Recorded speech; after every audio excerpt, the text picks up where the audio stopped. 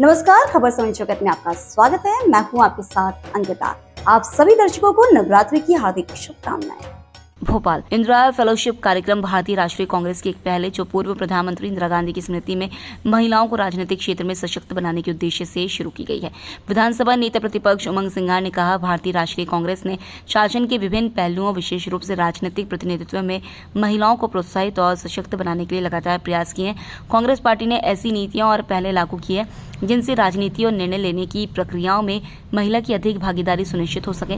वहीं युवा कांग्रेस के प्रदेश अध्यक्ष मितेंद्र सिंह ने कहा, हमारे नेता राहुल गांधी महिलाओं की राजनीति और राष्ट्र निर्माण में बड़ी भागीदारी सुनिश्चित करने के विचार में गहरी आस्था रखते हैं और उन्होंने महिलाओं से इस क्रांति जिसे शक्ति अभियान कहा जाता है में शामिल होने का आग्रह किया है। इंदिरा फेलोशिप शक्ति अभियान का एक महत्वपूर्ण घटक है और इससे उन महिलाओं को एक मंच प्रदान करने के लिए डिजाइन किया गया है जो अपने समुदायों में स्थायी प्रभाव छोड़ने की आकांक्षा रखती हैं और एक राजनीतिक उपकरण के रूप में यह आंदोलन हक, हिस्सेदारी और पहचान के मूल विचारों पर आधारित है। सम्मानित जितेंद्र सिंह जी, सम्मानित मुकेश नायक जी, सम्मानित सभी मंचासीन, सभी महिला शक्ति, हमारे पत्रकार बंधुओं,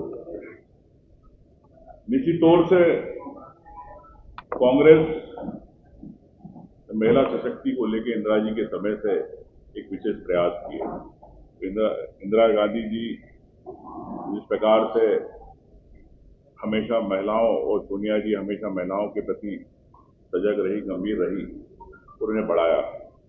इसी तारतम्य में इंदिरा फेलोशिप कार्यक्रम एक राष्ट्रीय स्तर का कार्यक्रम है और निश्चित तौर से हमारे यहाँ अभी कई महिला नेत्री जो एक लीडरशिप भविष्य में आगे सामाजिक क्षेत्र में आना चाहती है, विकास के लिए, प्रदेश के विकास के लिए, वो उन सबको पार्टी ने पिछले 1-2 साल के अंदर तैयार किया। इसी कड़ी के अंदर हम लोग आगे, क्योंकि आप सब जानते हैं कि लोकसभा में बिल पास हो चुका है 33% का और निश्चित तौर से मध्य प्रदेश में परिसीमन के बाद सीटें बढ़ने वाली है। तो मेरा स्पष्ट मत है कि वो महिलाएं आगे आए जो इस प्रदेश के विकास के लिए, जिले के और अपनी विधानसभा विकास के लिए, सामाजिक विकास के लिए आगे आए।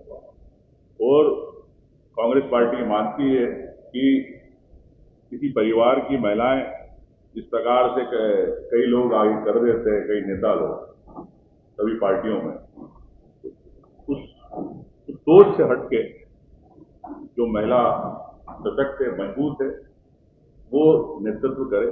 इसी सोच के हिसाब से फेलोशिप प्रोग्राम कांग्रेस पार्टी ने इतने सालों से कर रही है।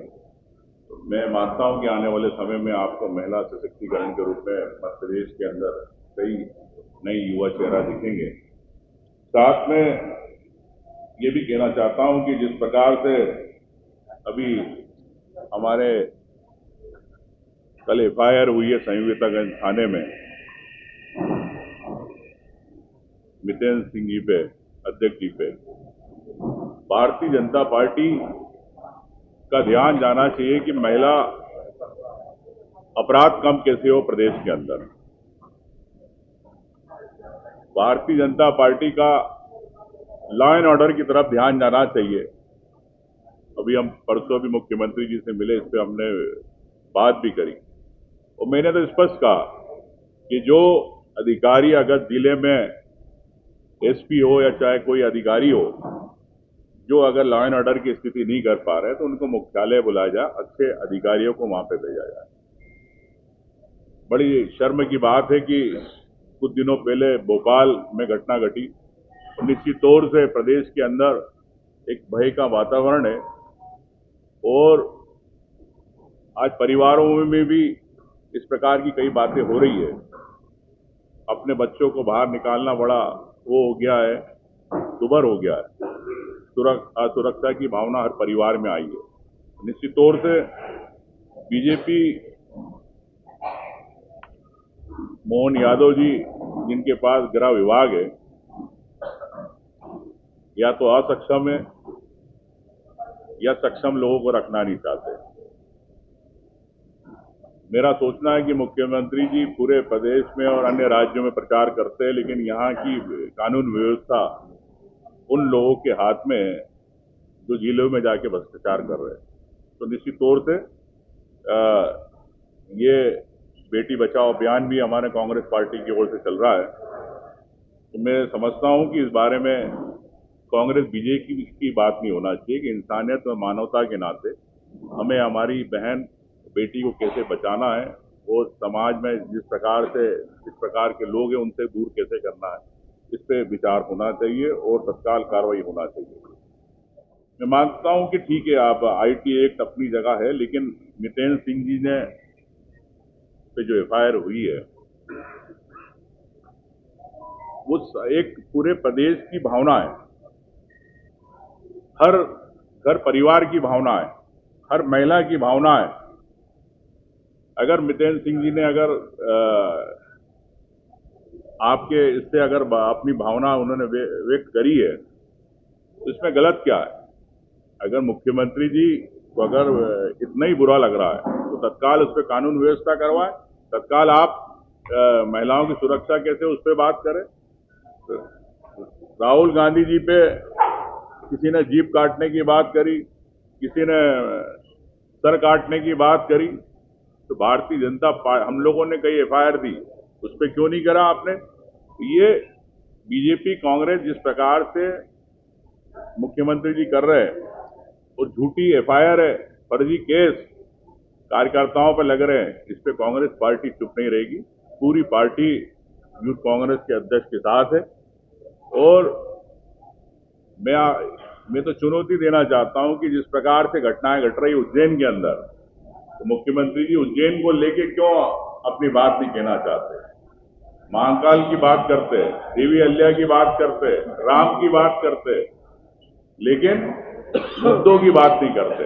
ये मुख्यमंत्री जी से मैं कहना चाहूंगा कि ये इस प्रकार से द्वेष की भावना से किसी पे एफआईआर ना हो, नहीं तो अगर इस प्रकार से रहेगा तो हमें भी कोर्ट के दरवाजे खटखटाना पड़ेंगे। और आप जिस प्रकार से सरकार बैठ के आप मुख्यमंत्री होकर आप नहीं कर पा रहे, तो आपके खिलाफ भी फिर हम लोगों को कार्रवाई और आवेदन देना पड़ेंगे। निश्चित तौर से विश्वास सारंग के समय में मैंने आवेदन दिया था, लेकिन आज तक उस पर कोई कार्रवाई नहीं हुई। तो क्यों मुख्यमंत्री जी बचाना चाहते विश्वास सारंग को? क्यों भारतीय जनता पार्टी बचाना चाहती? क्यों भ्रष्टाचारियों को आगे बढ़ाना चाहती है? क्या सीधा सीधा हाथ मुख्यमंत्री जी का इन भ्रष्टाचारी मंत्रियों पे नहीं है? तो मैं आपसे कहना चाहता हूं कि निष्पक्ष कार्रवाई हो। जनता देख रही है, तो जनता जब आने वाला समय आएगा तो आपको बताएगी कि ये जो आपने वादे किए थे पूरे नहीं किए। हमने जिस प्रकार से इनके वादे जो चुनाव में होते, लेकिन 5 साल भूल जाते, आखिरी के 1 साल में वादा पूरा करेंगे दिखाने के लिए, लेकिन 5 साल कभी नहीं करते। ये उदाहरण है कि 1 सवा साल हो गया, आज भी किसान परेशान है। किसान को आज 3100 रुपये धान खरीदी के नहीं मिले, 2700 रुपये गेहूं खरीदी के नहीं मिले। सोयाबीन का हमने उस दिन मुख्यमंत्री जी से कहा कि तत्काल इस पे सर्वे होना चाहिए, उस पर भी बात नहीं। तो मुख्यमंत्री जी, आप क्या भारतीय जनता पार्टी के लोग सिर्फ क्या बीजेपी कांग्रेस के कार्यकर्ताओं पे सिर्फ आप एफआईआर के लिए काम करना चाह रहे, प्रदेश के विकास नहीं करना चाहते, प्रदेश की बात नहीं करना चाहते? तो मेरा आपसे कहना है कि महिला सशक्ति पे जिस प्रकार से मैंने शुरुआत में आपसे कहा, बाकी नितिन सिंह जी ने आपको बताया ही पूरी इस बारे में, तो निश्चित तौर से आपको भविष्य में नए युवा महिला के रूप में नेतृत्व मिलेगा, जो प्रदेश और समाज और अपने विधानसभा अपने क्षेत्र के लिए विकास करेंगी। यही कांग्रेस का उद्देश्य है, ताकि मध्य प्रदेश एक महिला सशक्तिकरण के रूप में मजबूत राज्य बने। धन्यवाद। देने का कार्य हमेशा से कांग्रेस पार्टी ने किया है और एक नई योजना के तहत जिससे शक्ति को हम मजबूत करें, क्योंकि आज कहीं ना कहीं हम सभी लोग मध्य प्रदेश में देख रहे हैं कि नारी के साथ क्या हो रहा है और महिलाओं के साथ क्या चल रहा है। तो ये जो अभियान है, ये शक्ति को सशक्तिकरण करने का, और ये शक्ति अभियान में हमने एक इंदिरा फेलोशिप प्रोग्राम पिछले साल लॉन्च किया था और इसका जो उद्देश्य था वो 2 उद्देश्य थे, एक हक और दूसरा हिस्सेदारी। हम महिलाओं के हक की बात कर रहे हैं और हिस्सेदारी की बात कर रहे हैं। कि आज 50% रोजगार को लेके महिलाओं का हक बनता है और आज 50% उनका हर एक सरकारी कोटे में हक बनता है, जहां पर हम उनको हक दिलाने की बात कर रहे हैं। और इस फेलोशिप द्वारा, इंदिरा फेलोशिप द्वारा हम उन लीडर्स को निकाल रहे हैं जो ब्लॉक, विधानसभा, सरपंच, जनपद, जो महिलाओं में एक जुनून है राजनीति करने का और स्वयं राजनीति में सेवा भाव करने का और महिलाओं की आवाज उठाने का। पिछले साल हम लोगों ने 30 लीडर इस अभियान के तहत हम लोगों ने पूरे मध्य प्रदेश में उनको ट्रेनिंग दी। 300 तक लोग आए थे, उनमें से 30 लोगों को आइडेंटिफाई किया और जब आइडेंटिफाई किया, हमारे उस आइडेंटिफिकेशन में उद्देश्य था उनको ट्रेनिंग देना, उनको लीडर बनाने की ट्रेनिंग देना कि एक लीडरशिप द्वारा आपको समाज में क्या क्या कार्य करने होते हैं और एक नई महिला लीडरशिप खड़ी करना है इस मध्य प्रदेश में, क्योंकि आज दौर भी महिलाओं का है, समय भी महिलाओं का है और महिलाओं के हिस्सेदारी की बात आदरणीय राहुल गांधी जी ने हमेशा की है और उसी आवाज को मजबूत और सशक्त करने के लिए इस शक्ति अभियान के तहत हम आज इंदिरा फेलोशिप प्रोग्राम का लॉन्च कर रहे हैं। और मैं आदरणीय सीएलपी लीडर उमंग सिन्हा जी से कहूंगा कि इस अभियान को लेके आप भी अपनी दो बात करें। खबर समय जगत के लिए संवाददाता आदित्य सराठी की रिपोर्ट।